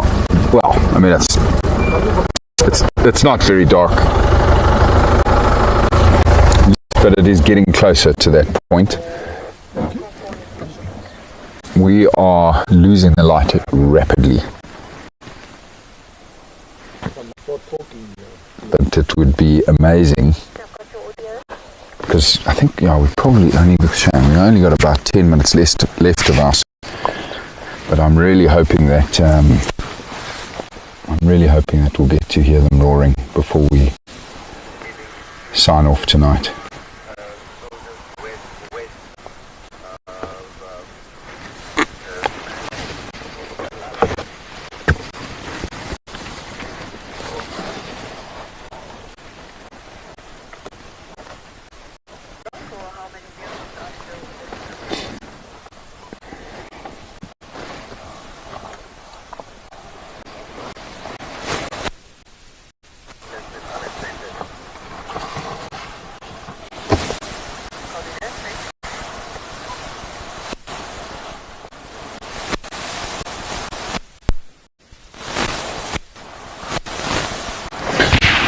Because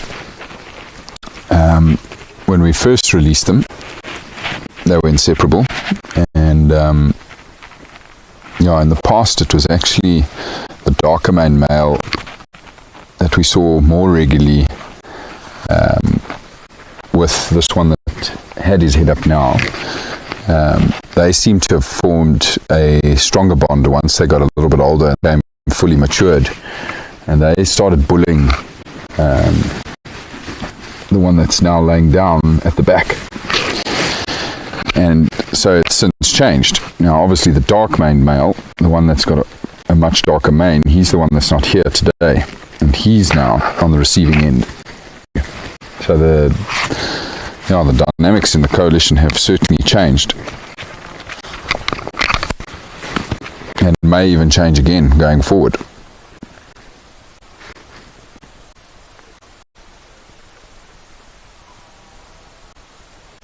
It always comes down to a confidence thing with these lions, with the hearing thing. What did they hear?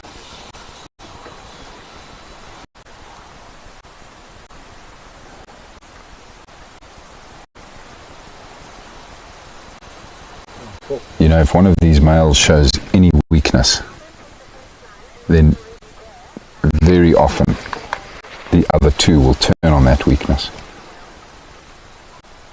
Because ultimately, they all want to be dominant. They want to be the ones sitting with the lionesses in the pride. And it's only the most dominant males that get to do most of the mating. But a lot of these fights break out because of that exact scenario. Females that are coming into estrus that they want to mate with.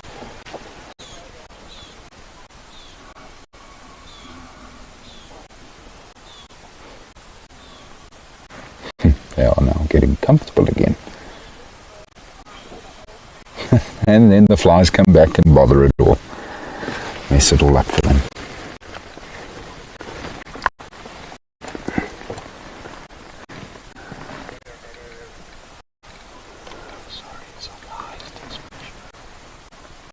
Just wanted to quickly get the torch out and see if that helps us a bit with the light, but these lions are looking straight toward me, everybody, so I can't really use the torch to good effect right now, because that light is going straight into their eyes. I don't want to bother them too much.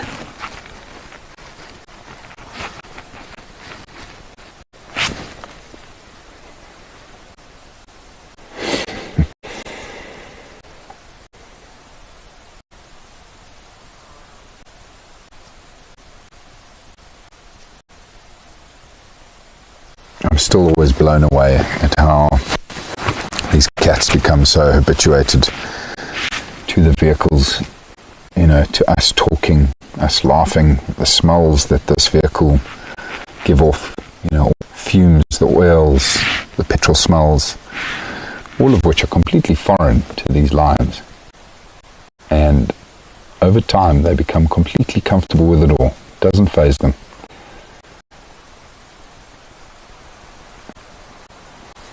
And how grateful we are for that.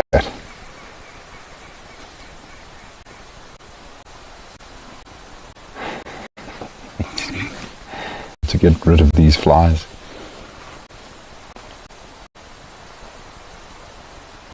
Oh, good scratch through the mane. Jeez. Actually hear the claws ripping the fur.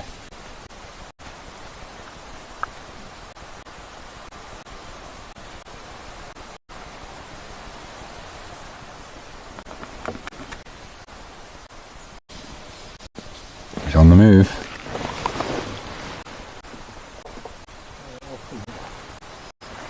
Now, I think it won't be long before his brother gets up and joins him.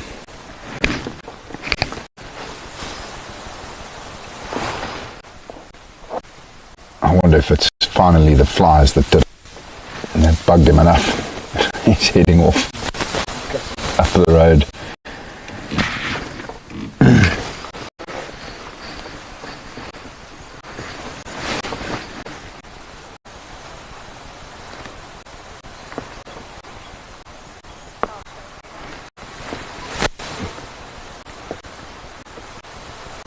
Barbara, I see you posted a good question about how they treat BB. I don't think they treat her any differently, to be honest. These lions will treat every lioness. They will keep making contact with the females, and if the females show any signs of them being an estrus, then they do what they do. They'll court that female, separate her from the pride. She'll very often want to separate from the pride and be with the males when she comes into estrus, if she were to come into estrus. Now, they don't know what's happened, of course, with the treatment, these male lions, so if they're not picking up on any signs of estrus, pretty much just ignore her or kind of wait for her to make a kill that they can steal from her. But there's no real change in their behavior towards these lionesses after such treatment.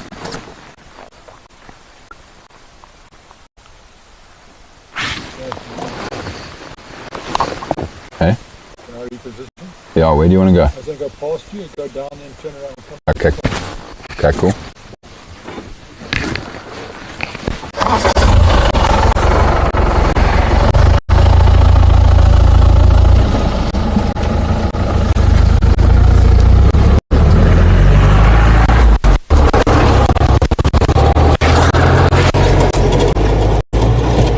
We are just going to reposition our vehicle here quickly as well, everybody.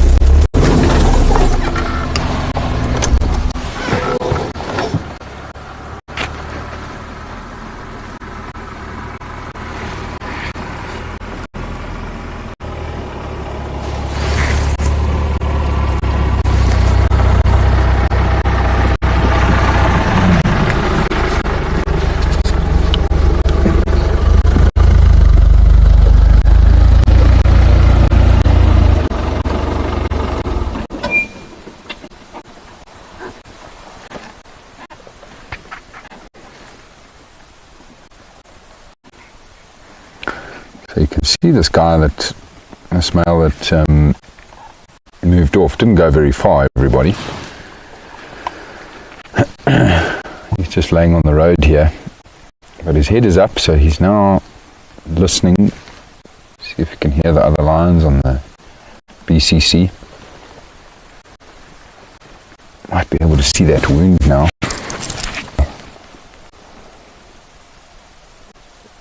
I think it's just a bit higher up on that leg. I can see one wound there, but I don't think that's the one I noticed 2 days ago. I think this is a different one.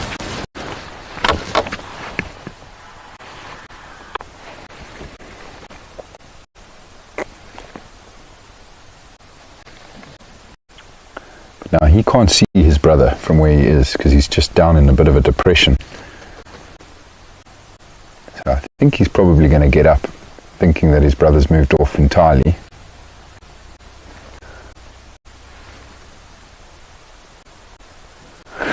Try to find the energy to get up. He's still a little bit sore, of course, from that injury.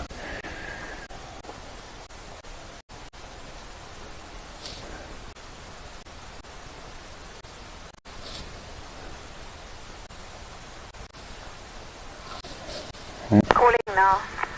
Or maybe not. Just repositioning. Sounds like he's where his whole city was, so I'm going to go back there and look.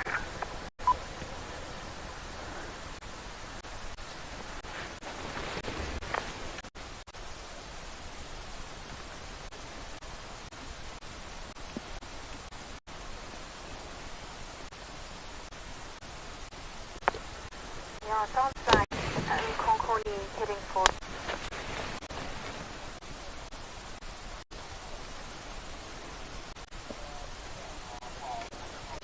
Also noticed how the male that did get up and move towards the road is looking to head south by the looks of things. Now I'm certain they'll know that the pride is on Kaya, so it's interesting. They are not interested in going to meet up with the pride, which is understandable because they, of course, and having probably been with the pride recently, haven't picked up on any signs of females that are ready to mate, so they're going on a perimeter patrol tonight. They'll go along the entire fence line, I'm sure. exploring as they go, and maybe even connecting with that single line S that they often connect with on this fence line.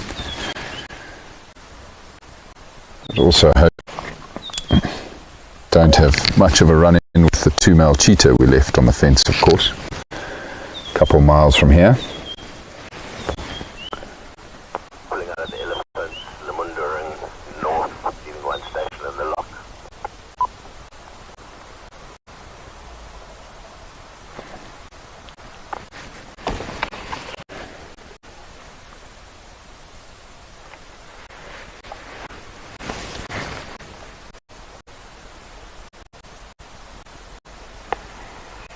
Leaving the lock of the female cheetah, message charge.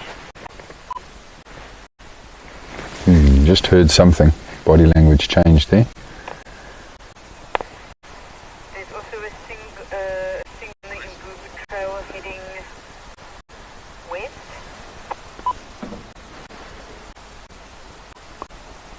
Oh.